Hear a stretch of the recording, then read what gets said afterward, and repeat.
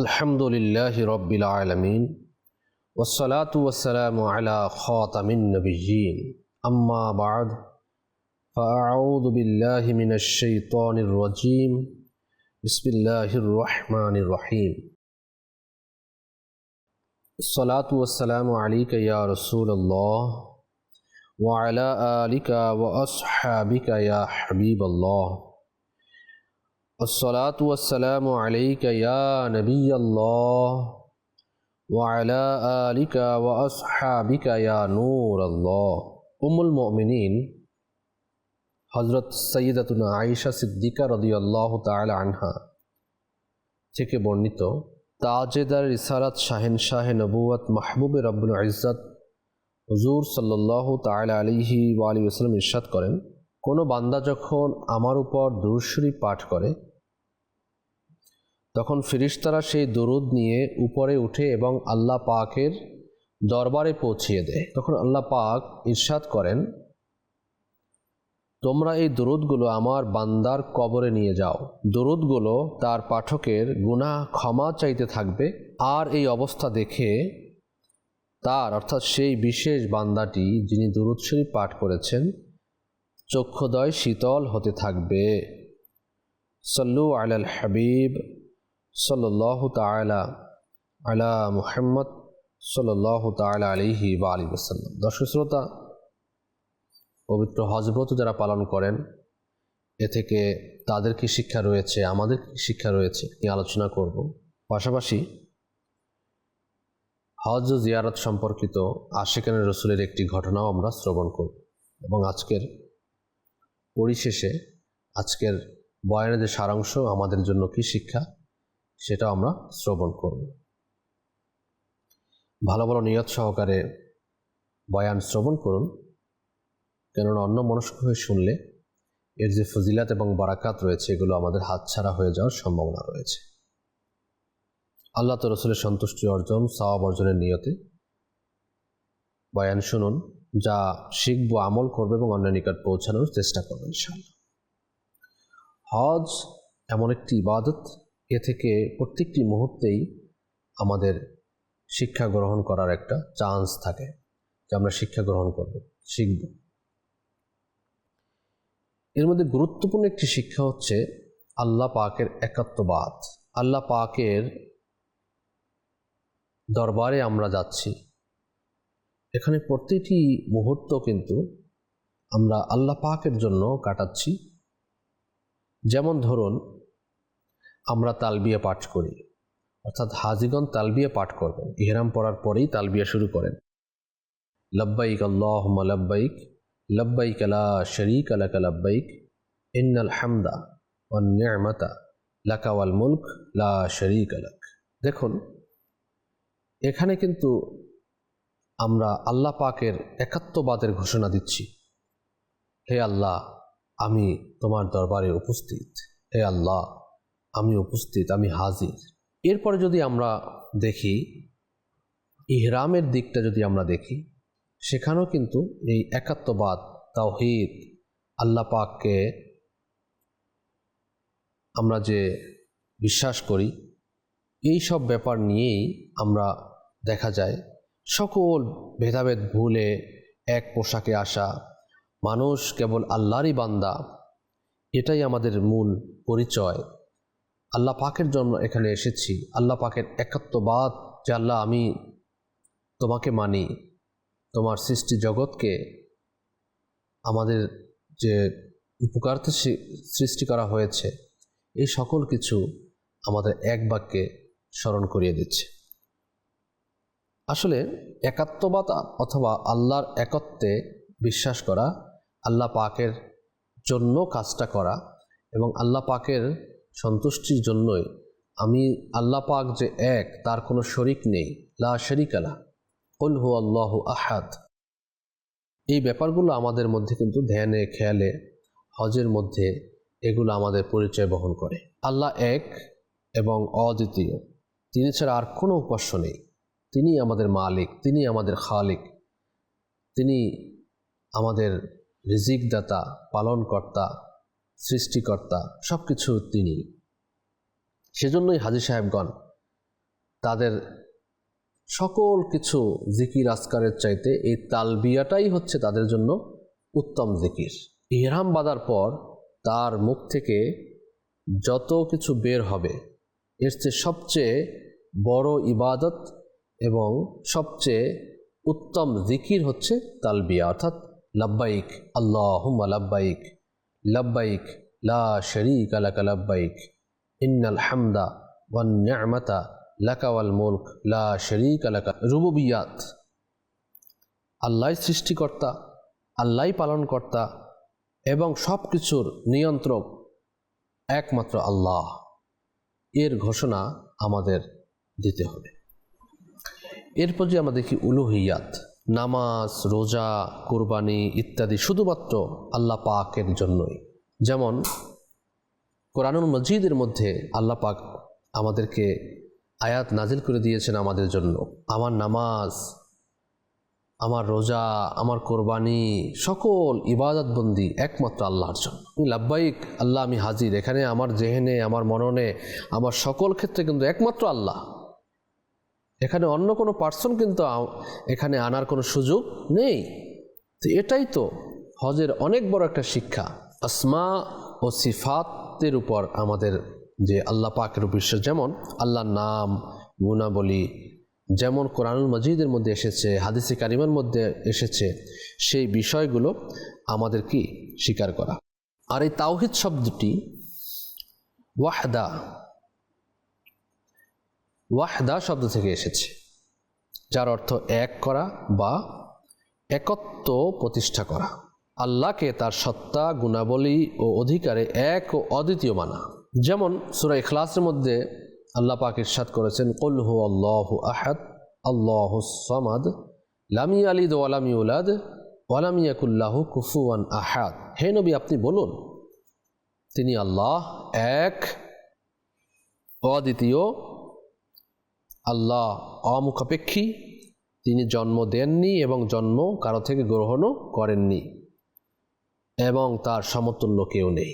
অন্তরে বিশ্বাস করা, ইকরার বিল লিসান, জবান দ্বারা এটাকে প্রকাশ করা এবং কর্মের মধ্যে আপনার প্রতিফলন ঘটানো। এই তিনটা বিষয় নিয়েই কিন্তু ঈমান। আল্লাহ সব কিছু সৃষ্টি করেছেন, তিনিই রিজিক দেন, জীবন মৃত্যু তার হাতে, তিনি সব কিছু নিয়ন্ত্রণ করেন। এই সকল কিছু আমাদের যে মননের মধ্যে, মস্তিষ্কের মধ্যে আমাদের এগুলো থাকতে হবে। দৃষ্টি দেন কে? আল্লাহ। বিপদ আপদ দেন কে? উদ্ধার করেন কে? ইজ্জতের মালিক কে? আল্লাহ। তো এই সকল বিষয়গুলো আমাদের মধ্যে কি করতে হবে? নিয়ে আসতে হবে। ইবাদত, নামাজ, রোজা, কোরবানি এগুলো কিন্তু দান, সাদাকা, মানুষের উপকার করা ইত্যাদি ইত্যাদি। হজ থেকে আমরা এটাই শিক্ষা গ্রহণ করি যে আমাদেরকে তাওহীদের চর্চা, একাত্মবাদের চর্চা আমাদের বেশি থেকে বেশি পরিমাণ করতে হবে। তাওহীদের বিপরীতে, একত্ববাদের বিপরীতে হচ্ছে শিরক, আল্লাহর সাথে কাউকে শরীক করা। আর এই শিরক সম্পর্কে আল্লাহ তাআলা কোরআনুল মজিদের মধ্যে ইরশাদ করেছেন, নিশ্চয়ই আল্লাহ তার সাথে শরীক করার অপরাধ ক্ষমা করেন না। আর এর চেয়ে ক্ষুদ্রতর যে অপরাধী হোক, যাকে চান ক্ষমা করে দেন। আর যে ব্যক্তি আল্লাহর সাথে শরীক সাব্যস্ত করেছে, সে কার্যত অনেক বড় গুনাহের অপবাদ রচনা করেছে। প্রিয় ইসলামী ভাইয়েরা, এই যে তাওহীদের ব্যাপারে, শিরকের ব্যাপারে আল্লাহ তাআলা কোরআন মাজিদ বিভিন্ন জায়গায় উল্লেখ করেছেন, আল্লাহর সাথে শরীক করা যাবে না। আপনি হজ ব্রত পালন করছেন, এখানে নিঃসন্দেহে আল্লাহর একত্ববাদ, এটা খুব বিশেষ করে আপনাকে আমাকে স্মরণ রাখতে হবে। আমার ইবাদত বন্দিগি, এটা মনে রাখতে হবে। আপনি যেখানেই যাচ্ছেন, অর্থাৎ মক্কাতুল মুকাররমার প্রত্যেকটি জায়গাতে, মাকামে ইব্রাহিমে যান, তো কাবা ঘর তাওয়াফ করেন, হজরত সোয়াদের কাছে যান, আপনি মিজাবে রহমতে যান, আপনি মিনা শরীফে যান, মুজদালিফায় যান, আপনি আরও যেখানে যেখানে আপনি যান না কেন, আপনি দেখুন তাওয়াফকে কেন্দ্র করে কিন্তু এখানে কি আপনি তাওয়াফ করছেন। কোনো মিথ্যা মাবুদকে আপনি কি তাওয়াফ করছেন না, তাই না? আপনি আল্লাহ পাকের ঘরের তাওয়াফ করছেন। আর এই কাবাকে কেন্দ্র করে তাওয়াফ মানে ঘোরা মানেই হচ্ছে যে এখানে আমরা একমাত্র আল্লাহর ইবাদতের জন্য এসেছি, আল্লাহর ঘরকে সম্মানের জন্য এসেছি। হাজিগণ আরাফাতের ময়দানে যাবেন, আল্লাহু আকবার কবীরা, সুবহানাল্লাহি ওয়া বিহামদিহি, সুবহানাল্লাহিল আযীম। এখানে দাঁড়ানো হজের মূল অংশের মধ্যে একটি অংশ, যেখানে বান্দা একমাত্র আল্লাহর কাছেই ক্ষমা ও দয়া চায়। এবং আরাফাতের ময়দানের ব্যাপারে আসছে, আরাফাতের ময়দানে হাজিগণ যখন ওখানে যাবেন তার সকল গুনাহ আল্লাহ পাক ক্ষমা করে দিবেন, ওয়াদাবদ্ধ, আল্লাহ ক্ষমা করবেন। তো বান্দা ওখানে কেন যান? তার ইচ্ছা কি, তার আকাঙ্ক্ষা কি, তার উদ্দেশ্য কি? আমি যেন ক্ষমাপ্রাপ্ত হয়ে যাই, আল্লাহ আমাকে মাফ করে দাও, জীবনে অনেক গুনাহ করেছি, আরাফাতের ময়দানে এসেছি, তুমি মাগফিরাত দান করো। আল্লাহর একাত্মবাদের পরিচয় এখানে অনেক বড় একটা পরিচয়। তার মন মস্তিষ্কের মধ্যে আর কোনো কিছু নেই, আল্লাহ আমার মাফ হতেই হবে, আমি মাফ হতে চাই, আমি মাগফিরাত পেতে চাই। সুবহানাল্লাহি ওয়া বিহামদিহি, আল্লাহু আকবার। এরপরে দেখুন কুরবানি, যারা কুরবানি করেন, হাজিরাও কুরবানি করেন। এছাড়া পুরো বিশ্বের মুসলমানগণ যার উপর আল্লাহ পাক কুরবানি ওয়াজিব করেছেন তারা কোরবানি করেন, তাই না? তো কোরবানির সময় বিসমিল্লাহি আল্লাহু আকবার বলেই পশুকে জবেহ করা হয়। এটাও তো একাত্মবাদের পরিচয়। জবেহ একমাত্র, এটাও আল্লাহর জন্য, কোরবানি একমাত্র আল্লাহর জন্য। কেননা আল্লাহ পাক বলেন এই কোরবানি পশুর রক্ত মাংস এগুলো কিছুই আমার কাছে আসে না, বান্দার নিয়ত আসে। বান্দা কি নিয়তে কোরবানি করলো? এটা কি লোক দেখানোর জন্য করলো? আপনি হজ করতে গিয়েছেন, হজের মধ্যেও ক্যালিফিকেশন আছে, ওখানে এসি রুম আছে, ভিআইপি সিস্টেম আছে, আবার ভিআইপি সিস্টেম ছাড়াও রয়েছে। তো যিনি ভিআইপি সিস্টেমের মধ্যে আছেন আর যিনি ভিআইপি সিস্টেমের মধ্যে নাই, এখন চিন্তা করুন। একভাবে তো হাদিসে পাকের মধ্যে আসছে যেই ইবাদতের মধ্যে যত বেশি কষ্ট তত বেশি সওয়াব। এখন যে বেশি টাকা আছে খরচ করতে পারে সে ভিআইপি ভাবে ওখানে থাকতেছেন, আর যে নর্মাল থাকতেছেন সে বেশি কষ্ট করেছে, কিন্তু সে আবার টাকা বেশি খরচ করেছে। কিন্তু এখানেও কি নিয়তের মারপ্যাচ রয়েছে, আল্লাহর সন্তুষ্টির জন্য আপনি কি করেছেন। আল্লাহু আকবার। তো আমার প্রিয় ইসলামী ভাইয়েরা, আমাদের যে দর্শক শ্রোতা, এই হজ থেকে আপনাকে আমাকে অনেক কিছু শিক্ষা দেয়। এর মধ্যে এটাও একটা শিক্ষা, একাত্মবাদের শিক্ষা। আমাদের ঈমান আস্তে আস্তে দুর্বল হয়ে যাচ্ছে। আপনি দেখুন না, কেউ বিপদে পড়ে যায়, কারো টাকা পয়সা দরকার হয়, কর্জের মধ্যে মানুষের ধারে ধারে আমরা ঘুরে বেড়াই। এমন ব্যক্তি কি খুঁজে পাবেন? আসিল্লা মাশাআল্লাহ, সমাজের মধ্যে অনেক ব্যক্তি আছেন, কিন্তু খুঁজে পাওয়া দুষ্কর। বিপদে পড়া মাত্রই কোরআনুল কারীমে আল্লাহ পাকের হুকুমের উপর লাব্বাইক বলা, যে তুমি সবর এবং নামাজের মাধ্যমে সাহায্য প্রার্থনা করো। আপনি বিপদে পড়েছেন, কখনো কি মুসল্লাতে দাঁড়িয়ে গেছেন? আপনি বিপদে পড়েছেন, আপনি তো মানুষের দ্বারা দ্বারে দৌড়াচ্ছেন, আপনি মানুষের কাছে গেছেন। কারণ আপনাকে মনে হচ্ছে এটাই সবচেয়ে আসান তরিকা, এখানে গেলে পাবো আমি। আপনার মধ্যে কি এটা মনে হলো না যে আমি আল্লাহ পাকের দরবারে চাই, আল্লাহ পাক আমার কাছে লোক পাঠিয়ে দিবেন? আপনি বুজুর্গানে দিন, আউলিয়ে কামিলিনের জীবনটা অধ্যয়ন করুন। কোনো একটা বড় বিপদে পড়লেন, এখন বিপদ থেকে উদ্ধার করতে কে পারবে? মানে সমাজের মধ্যে তার কাছেই আমরা যাই, কিন্তু এই বিপদ থেকে উদ্ধারের মালিকটা একমাত্র আল্লাহ। কতক্ষণ সময়ের জন্য আমরা এটা ভুলে যাই। হ্যাঁ, অনেকেই যাই আমরা আল্লাহ পাকের দরবারেও ফরিয়াদ করি, মসজিদ ইমামের কাছে, মুবাল্লিগদের কাছে, অনেকে মাদানী চ্যানেলের মধ্যে ফোন দিয়ে দোয়ার জন্য আপনারা বলে থাকেন। এটাও একটা ভালো জিনিস, নিজেও দোয়া করুন। আমার বলার উদ্দেশ্য হচ্ছে আমাদের সমাজের মধ্যে কেমন যেন আস্তে আস্তে করে আমরা একাত্মবাদের দিক থেকে আমাদের ঈমান আমাদের দুর্বল হয়ে যাচ্ছে। আল্লাহ রিজিক দাতা, আল্লাহ পালন, আল্লাহ তাআলা সকল প্রাণীর রিজিক দিবেন, এটা ওয়াদা করেছেন। তারপর আমরা রিজিকের পিছনে কতটা দৌড়াই আপনারা নিজেই উপলব্ধি করুন। রমজান মাস আসলে আমাদের ব্যবসার অবস্থা কি হয়, অথচ সাহাবায়ে কেরাম, আউলিয়া কামিলিনগণ রমজান মাস আসলে তারা কি করতেন? তারা কিন্তু ইবাদতের মধ্যে লেগে যেতেন, আল্লাহ পাকের জন্য ইতিকাফ করে নিতেন। যে যা পাইতো তাদেরকে দিয়ে দিতেন, যার থেকে পাওনা ছিল তাতে নিয়ে নিতেন, নিয়ে ইবাদতের মধ্যে লেগে যেতেন, তৈয়ারি করতেন ইবাদতের। আর আমরা রমজান আসলে আমরা তৈয়ারি হই ব্যবসার জন্য, দুনিয়ার জন্য। আল্লাহর উপর ভরসা কোথায় আমাদের? আমাদের একাত্মবাদের অবস্থা কোথায়? ঈমানের অবস্থা কোথায় আছে আমাদের? কতটা নিম্ন পর্যায়ে চলে গেছে আপনারা লক্ষ্য করেছেন? কখনো এটি অ্যানালাইসিস করেছেন? অ্যানালাইসিস করার সময় এসেছে। এই হজকে সামনে রেখে আমরা অ্যানালাইসিস করি, আমরা বুঝি, আমরা এটাকে রিকভারি করি যে না, আমার সকল কাজ আল্লাহর জন্য করতে হবে। দেখুন, শয়তানকে পাথর মারা, আল্লাহর আদেশ মানা, এখানে কি নিয়ত করা? আমি আমার নফস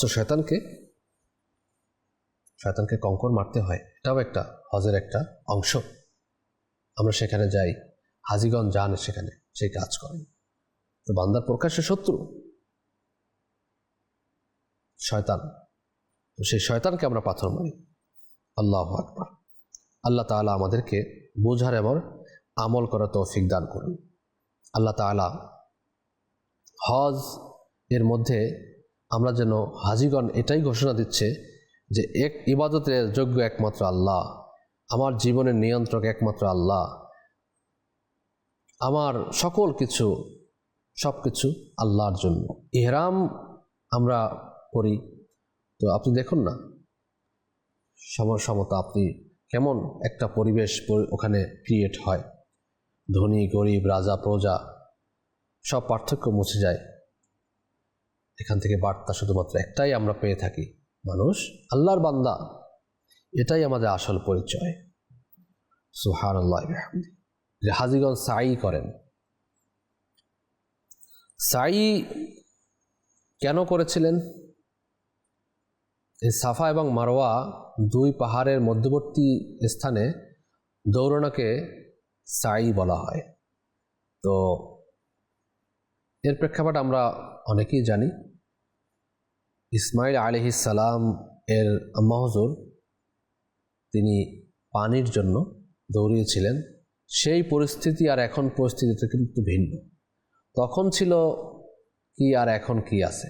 আপনারা যারা মক্কা মদিনা সফর করেছেন, আপনারা নিশ্চয়ই অবলোকন করেছেন যে এখন দুই পাহাড়ের মধ্যখানে এসি করে দেওয়া হয়েছে, এসি সিস্টেম। গরমের দিনেও ওখানে শীতের আবির্ভাব ঘটে, মানুষ সাই করছেন এসির মধ্যে। চিন্তা তো করে দেখুন, কঠিন পরিস্থিতি, তখন কঠিন পরিস্থিতির মধ্যেও আল্লাহর উপর পূর্ণ আস্থা রাখা। আল্লাহ পাক সেখানে ইসমাইল আলাইহিস সালামের গোড়ালির ধাক্কা, গোড়ালির সেখান থেকে পানির ফোয়ারা বের করে দিলেন। সুবহানাল্লাহি ওয়া বিহামদিহি। আল্লাহ পাকের ভরসা রাখার কেমন নমুনা ছিল! আল্লাহ পাক ওই বান্দির জন্য, আল্লাহর প্রিয় বান্দির জন্য কেমন একটা করে দিয়েছেন। এবং জমজম শরীফ, এর মধ্যে এখন বিজ্ঞান বলে যে জমজম শরীফের মধ্যে আল্লাহ পাক সকল খাদ্য উপাদান দিয়ে দিয়েছেন। সকল খাদ্য উপাদান, যে খাদ্য উপাদানের মাধ্যমে শুধু জমজম শরীফ পান করলেই তার আর কোনো খাবার প্রয়োজন হবে না, সকল উপাদানের মধ্যে রয়েছে। আল্লাহ তাআলা আমাদেরকে বোঝার এবং আমল করার তৌফিক দান করুন। সাহাবী রাসূল হযরত আনাস বিন মালিক রাদিয়াল্লাহু তাআলা আনহু, তিনি বর্ণনা করেন যে রাসূল পাক সাল্লাল্লাহু আলাইহি ওয়াসাল্লাম ইরশাদ করেন যে এক খুব নেককার, মুত্তাকি, খুব পরহেজগার এক সাহাবী ছিলেন। তিনি ব্যবসা করতেন, ব্যবসার কাজে বিভিন্ন জায়গায় যেতেন। তো একবার ব্যবসার উদ্দেশ্যে উনি রওনা দিলেন এবং সেই রাস্তাতে ছিল একটা জঙ্গলের মধ্য দিয়ে ছিল। যখন যাওয়া শুরু করলে হঠাৎ করে এক ডাকাত খোলা তরবারি নিয়ে তার কাছে উপস্থিত হল এবং তার মালামাল সব লুট করে নিল। লুট করে নিলে তো নিল এবং বলল যে তুমি মৃত্যুর জন্য প্রস্তুত হও। তো সাহাবী রসুল তিনি বললেন আমার মালামাল তো সব লুট করে তুমি নিয়ে গেলে, তো আমাকে ছেড়ে দাও। তো ডাকাত সে বলল যে না, তোমাকে ছাড়বো না, তুমি মৃত্যুর জন্য প্রস্তুত হও, মালামালও নিব, তোমাকে হত্যাও করব। সাহাবী রসুল তিনি বললেন যে আচ্ছা ঠিক আছে, তাহলে আমাকে শেষবারের মতো আল্লাহ পাকের দরবারে সিজদা করার সুযোগ দাও। আচ্ছা ঠিক আছে, এটা তুমি সুযোগ পাবে। তো সাহাবী রসুল ওযু করলেন, 4 রাকাত নফল নামাজ আদায় করলেন এবং আল্লাহ তাআলার নিকট হাত উঠিয়ে দোয়া করলেন, হে আল্লাহ, হে আমার রিজিক দাতা, হে আমার পালনকর্তা, হে খালিক, হে মালিক, হে করিম, হে ওয়াদুদ, তুমি আমার জীবনদাতা, তুমি আমার পালনকর্তা, তুমি বিপদে সাহায্যকারী। আমাকে এই ডাকাত থেকে, এই অবস্থা থেকে আমাকে উদ্ধার করো। হে সাহায্যকারী, আমাকে সাহায্য করো। হে সাহায্যকারী, আমাকে সাহায্য করো। হে সাহায্যকারী, আমাকে সাহায্য করো। দোয়া এখন শেষ হয়নি, হঠাৎ করে কোথাও থেকে এক অশ্বারোহী আবির্ভাব হলো এবং খোলা তরবারি নিয়ে ওই ডাকাতকে সাথে সাথে খতম করে দিল। সাহাবী রসুল ওই অশ্বারোহীকে জিজ্ঞাসা করলেন যে আপনি কে? তখন অশ্বারোহী ব্যক্তি বললেন, আমি আল্লাহর ফেরেশতা, 4th আসমান থেকে তোমার সাহায্যের জন্য নাজিল হয়েছি। আল্লাহ পাকের সাহায্য দেখুন, আল্লাহ পাকের বান্দার প্রতি কেমন ডেডিকেটেড। চাইতে দেরি পাইতে দেরি হয় না, কুন ফায়াকুন। কিন্তু আমরা, আমাদের অবস্থা কি? আল্লাহ পাকের দরবারে অবনত চিত্তে দোয়া তো করুন। আর আমরা দোয়া করেও অনেক সময় হায় হতাশ হয়ে যাই, পাচ্ছি না, এই সেই, আমার দোয়া কবুল হচ্ছে না। দোয়া কবুল না হওয়ার পিছনে কারণগুলো তো দেখুন এবং চাইতে থাকুন। নিঃসন্দেহে আল্লাহ পাক আমাদের অবস্থার প্রতি দয়া করবেন, অবস্থার প্রতি রহম করবেন এবং তিনি আমাদের সকল কিছু ব্যবস্থা করে দিবেন।